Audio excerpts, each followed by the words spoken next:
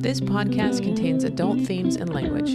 The views expressed here are our own opinions and experiences. We are not medical professionals. In this podcast, we discuss our opinions about mental health, sobriety, addiction, and our pursuit of happiness and peace. This is Sober Mind.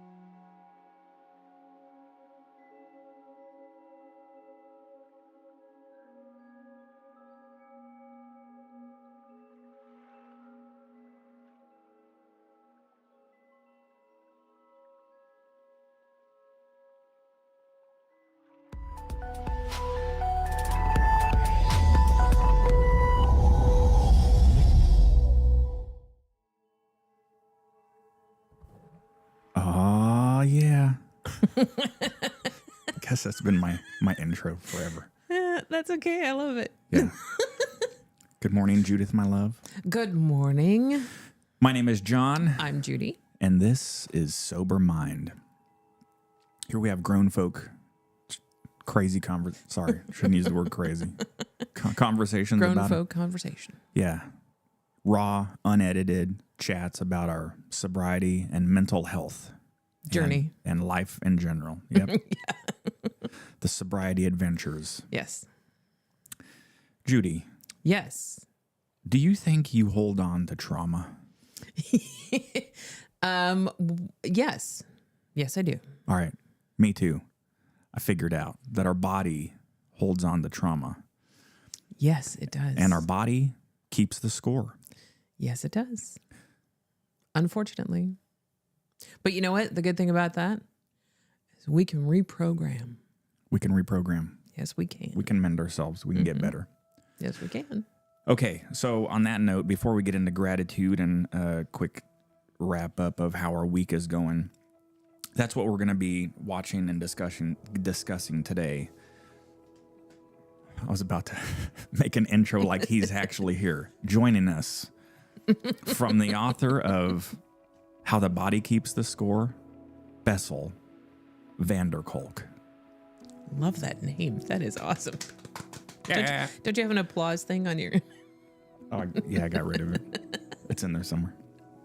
Anyway, Bessel van der Kolk, he wrote a book. We have yet to read it, but I've seen snippets of it. It's on the list. Yeah, I've seen tons of discussions about it.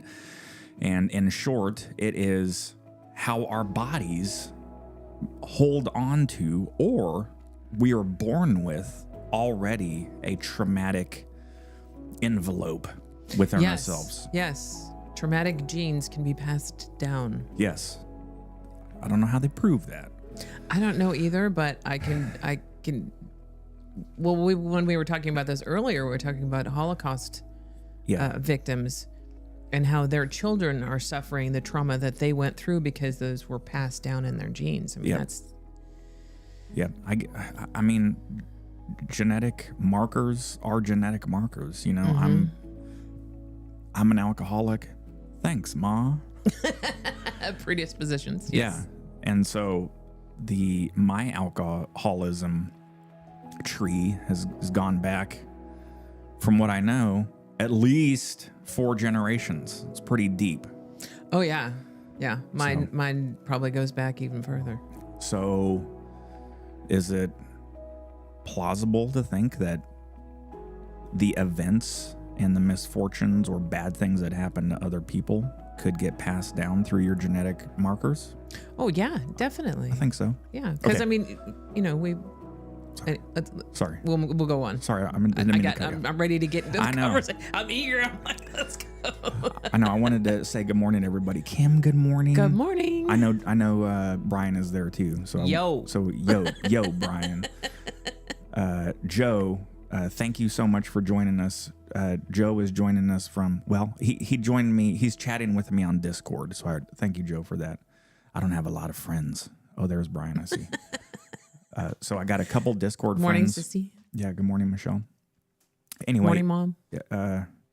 He lives in the United States. I won't say where, but unless It's very says hot. Well, true. Okay. Let's talk about gratitude. You want to go first? yes, I will go first. I wanted to talk about what I'd mentioned last evening, that I'm just grateful that we are going through this journey of self-improvement, self-help. How do I put this?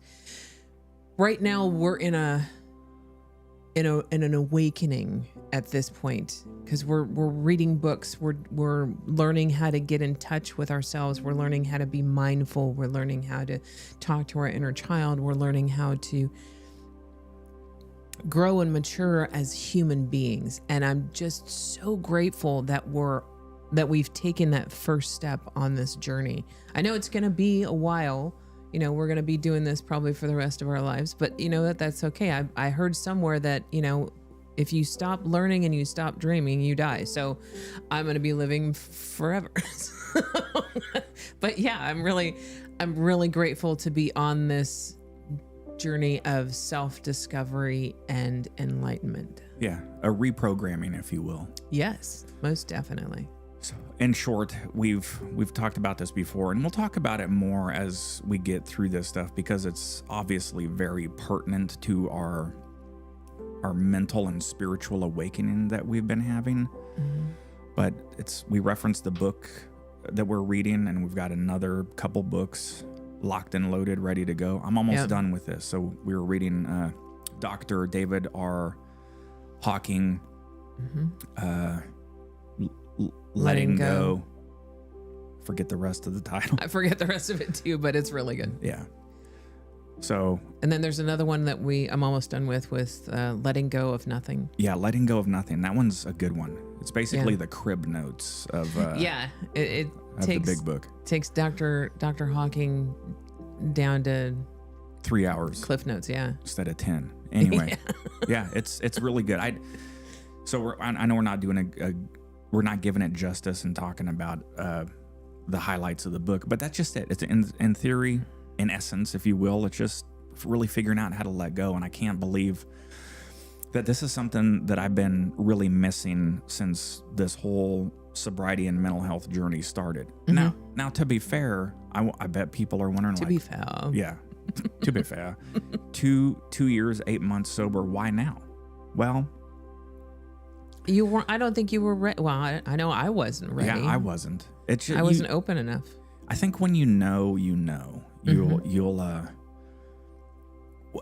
the first year it was a lot of just fucking figuring out or trying to How to exist. Yeah, and I was drugged. I was taking antidepressants and antipsychotics. I was very overprescribed. Yes. I was talking to Brian about that yesterday.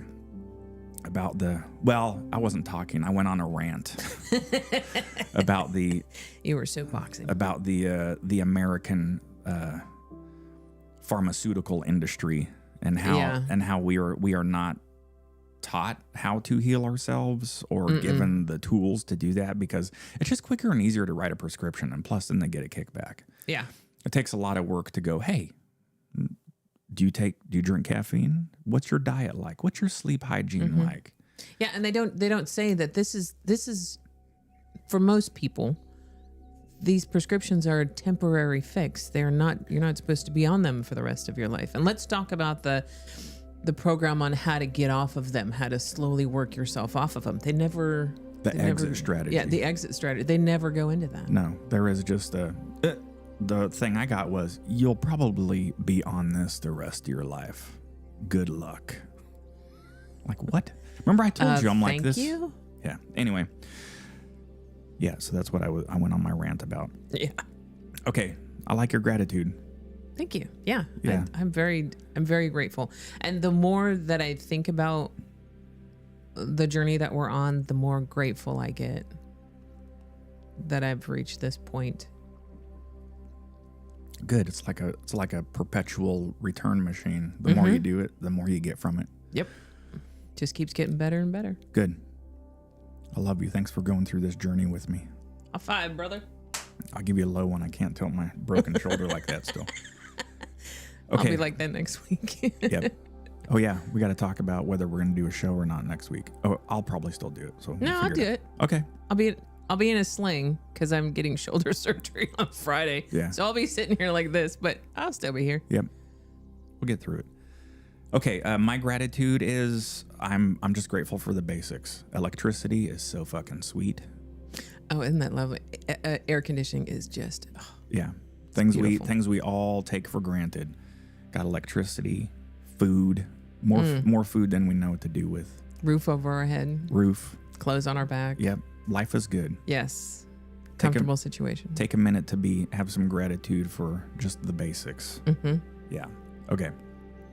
How's your week been? What's been going on? Oh, my week has been really good. I've gotten some great trail runs in because I listen to the self-help books while I'm on the trail, and I'm surrounded by nature. I'm surrounded by deers and squirrels and rabbits and gorgeous trees and the trail, and you're out in the middle of the woods, kind of, and it's so peaceful. There's been times that I have felt so much joy running that you can't explain it. You cannot explain it to somebody else and have them feel that amount of joy and happiness. But yeah, it's just been fantastic. The weather's been fantastic. My garden is doing great. Yeah, I cannot complain. I've had a great week. How's your week been? Good. We're architecting our own destiny. Yes. It's better than waking up with a hangover every single day. Oh my goodness, yes. No, thank you. And Big P for pass. Yeah. I was thinking about that pretty hard the other day because it's been a long time since we've been that way. Yeah. And on some of my shorts that I've posted, I get questions, and they seem questions from I think they're younger people, I'm assuming, or they don't understand alcoholism. So that's good. But they always ask, well, like, oh, so the latest one was, why do you call yourself an alcoholic when you've been sober for so long? So that question catches me sometimes, because even in the big book from Alcoholics Anonymous, and doctors, there's no real distinction on, are you ever recovered or are you always in recovery? Well, I can answer that for myself. And this is what I answered on the YouTube short comment the other day was, I'm never recovered. I'm always an alcoholic. It's weird that term, I think, holds a weird annotation for some people.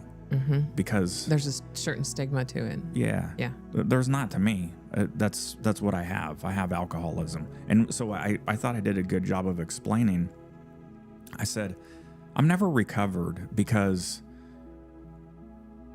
if I were to, I think my definition of recovery is I would be able to have one glass of beer once in a while, right? That's you're not an alcoholic then. But I told this person, I said, if I take one sip, I'm going to have a full glass of beer. And I 100% guarantee you that alcohol will get into my bloodstream really fast, as it always has. And I'm going to tell myself, okay, just one more beer after that. Yeah. And I will fucking... The great lie. I will 100%. I could pass a lie detector test. I'm sure I could when I say that one more. Just going to have one more. Yep. Then I'm going to have one more. And on that third one, I'm going to say, okay, I mean it this time. And I fucking swear I will pass a lie detector test again. And I will do that one more beer until I fucking black out. And so that person replied back, he goes, I never understood this. And I said, I hope you don't ever understand it. Yeah, I hope you never experience it. Yeah, so in short, I think that's the definition of recovery versus recovered. I don't know if you can. I think it holds true for any addict or an alcoholic, right? I'd be curious to... Yeah. Oh, shit. Hold on. My ember just fired up because Marcus Hall has joined. Hi, Marcus. Oh, God. My soul is complete. So. There's no reason. Hold on. Lee says, since I drink to get buzzed and drunk, there's no reason to drink one glass of wine. Same result as every other day and morning after. That's right. Yeah. Oh, see, Michelle says Guy was the king of one more. Yeah. There's never, I know myself. I know from myself, if I sit down and have a glass of wine, I'm going to drink the whole bottle. Yeah. That's just a guarantee. And there won't be just one. No. And it's so, I know we're going a little bit off track, but it's our show, so we fucking do what we want. I'm the producer and director. So, Lisa, when she was on here, and she's expressed this, I still think about this often, that just a while ago, like within the last year, she had a 30-day thought of when she retires, she'll move to, I think it was somewhere in France, and she'll just have wine on occasion. Yeah. This is the great lie. Yeah, and then she realized it took her like a whole fucking month to snap out of it and go, what the fuck are you even thinking? Yeah. That's what our brain does. It's the romance of it. She says Italy. Yeah. Even better, because that would be the spot. Perfect. I do that once in a while too. I'll see a movie or something, and man, there's the quintessential pint glass that has the tulip not the tulip glass, but the sort of the bulb area. It's the legit pint glass that you would get in a British or Irish, Scottish pub. Yeah. And for some ungodly fucking reason, I get these glimpses of me when what's with the retirement? When I'm retired, like when I'm older. When I'm older, kind of like a celebration. Yeah, when I'm older, I'll no longer be an alcoholic. Yeah. I'm 51, but like in 10 years, I won't be. It'll all be gone. Yeah. It'll all be in the past, and I'll just be sitting there chatting with some old friend drinking a beer. Mm-hmm. That's our fucking sneaky lizard brain throwing some weird shit in there. Like, dude, You can totally do it. Yeah, you're good. Yeah. You're good. You can do this. No problem. No. Okay. Oh, So- Lisa says, or if I am, who cares? Yeah. Yeah. Who cares? No one will know me there. So yeah, my week was that. That was a long answer to it. I went to Alcoholics Anonymous meeting again on Thursday, and it feels really good going there. Mm-hmm. I actually, very selfishly, the lady's like, who's been sober for multiple years? And I raised my hand and I got my 2-year coin.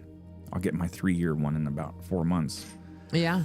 But I don't know. I just felt I wanted to get it from. Can you believe it's been almost 3 years? I can. It's been fucking hell. Well, the first year was fucking hell. The last of it kidding. wasn't too bad. I'm just kidding. No, it's good. It's a good marker. That's the other question I get in the chat comments. I mean, the YouTube short comments is, why do alcoholics keep track? Why do addicts keep track of the days? You should just move on. Well, Yeah, okay. I appreciate that the ne'er-do-wellers are all experts in this, but caution to everyone out there: if something is working for someone, don't tell them not to do it. Just fucking move on with your life. Stay out of their fucking business. I think it's important. I don't count the hours and days. I like the huge markers of the year. The year is important. And when you're starting, that hour or day is important because that minute is important. Yeah, that's one of the tenets of AA is one day at a time. Yep. And some of those people, it literally is 1 minute at a time because they're white knuckling it at that point. They've only been, sober for a couple days or a couple hours. And, at that point, counting is very important because it shows them Progress. Yeah. A sense of achievement. And a reminder that you're powerless over it. Over alcohol, yeah. Yeah. So anyway, it felt good. And it one of the other philosophies of AA or NA or Al-Anon, these groups, is to be able to listen and listen to other people's stories. It gives it resonates. It gives some solace. It gives some people ponderances. Gives some people perspective. Yeah, and I realized that me being on the sort of let's call it intermediate level of sobriety timelines, I'm not a rookie. Yeah. That there's a lot of younger people in my group that are there, and so when I share my story, hold on, full disclosure. I like to talk about this stuff. It's no secret. So once someone's like, my name's Bill, I'm an alcoholic, and with that I'll pass. I'm like, fuck yeah, I don't want to hear anyone else. I'm ready. And I take up like 15, 20 minutes. I look around and people are like, God damn, this guy. They do tell you at the beginning, you got 2 or 3 minutes, and then you got to pass. No, I see people like getting ready to start to fall asleep and shit while I'm talking. I'm like, I got a lot to unpack. But anyway, I'm just kidding. I don't Strap take that in, long. folks. I'll be here for a while. I have yeah. Because I'm very candid. I'm very open. Yeah. To the point to where it's borderline standoffish. People are like, I don't want to see you peel your entire fucking skin suit off of your body and talk to me. John, Jesus Christ, I just said good morning. Good morning, John. How's it going? I'm an alcoholic. You want to hear all about it? No, man. Whoa, God. dude. Whoa. But anyway, so yeah, telling the story. I caught myself. I was looking around. I'm like, oh man, there's some young people in here that this isn't my story's not unique. Our story is not anything crazy. There's people that have had it way worse than we have. Oh, There's yeah. people that have Wrapped their car around a tree, Yeah. woke up 2 weeks later in the hospital, and have no idea what happened. Yeah. But it's again one of the tenets of AA. It's for us to be able to share experiences so someone can possibly pick up on one little thing of that. So, Yeah. okay. Yesterday, I'm getting ready to wrap it up. It's a whole show about how my week has been. But Welcome to John's week. Yeah. I was hanging out with Brian and Kim yesterday, helping them do some yard project stuff. And Brian and I were driving. We had to go pick up some gravel. And he said something that was pretty interesting. It kind of caught me. And I told you about it when I got home, and that is, he's like, John, I know an awful lot about you because I sit down every week and watch you and Judy talk about yourselves. And I was like, yeah, you do know. I almost don't think it's fair. I think everyone should have to do a podcast. We should be able to sit down and watch. I want to watch the Brian and Kim podcast. Yeah. I really do. Yeah. So, come on, guys. It would involve a lot of cooking and passionate discussions. Yeah. A lot of home projects. Yeah. They're great conversationalists. Yeah. We should get on. Yeah. All right. Should we jump into it? You have anything else to add? Nope. Okay. All right. So, as my sister says, I'm more of a closed corporation. I know. you know what? You've hung on to that for a long time. I know. You're not anymore. No, I guess I'm not. I'm a little bit more open. Yeah. You're a lot more open. You're not people in a closed corporation would not do this. That's true. They wouldn't. They would not. Yeah. Okay. All right, here we go. We're gonna jump into it, and we're gonna do our usual format. We're gonna talk about so from the author of How the Body Keeps a Score, Bessel van der Kolk. I've been if you haven't checked it out, The Big Think is a channel that I subscribe to. A bunch of great, easy to digest, under 10-minute discussions about philosophy and religious and conscious thought and stuff like that. So he's going to get into, he doesn't talk about his book, How the Body Keeps the Score, but he talks about how the body holds on to trauma. So we'll do our usual format. We're going to watch a little bit of the video. We'll pause if we have some discussion points. Judy, you're in charge of keeping an eye on the chat. Okay. All right. Which means I'm going to ignore it completely. No, you don't have to.